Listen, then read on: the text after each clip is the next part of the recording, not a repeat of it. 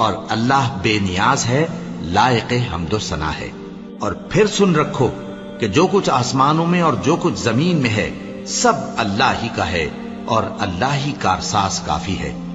لوگو، اگر وہ چاہے تو تم کو فنا کر دے اور تمہاری جگہ اور لوگوں کو پیدا کر دے، اور اللہ اس بات پر پوری طرح قادر ہے۔ جو شخص دنیا ہی کے ثواب کا طالب ہو تو اسے معلوم ہو کہ اللہ کے پاس دنیا اور آخرت دونوں کا ثواب موجود ہے، اور اللہ سنتا ہے، دیکھتا ہے۔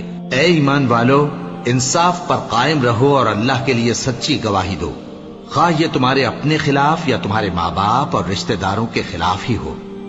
اگر کوئی امیر ہے یا فقیر تو اللہ ان دونوں کا زیادہ خیر خواہ ہے، پس تم خواہش نفس کے پیچھے چل کر عدل کو نہ چھوڑ دینا۔ اگر تم لگی لپٹی بات کہو گے یا سچائی سے پہلو تہی کرو گے تو جان رکھو اللہ تمہارے سب کاموں سے واقف ہے۔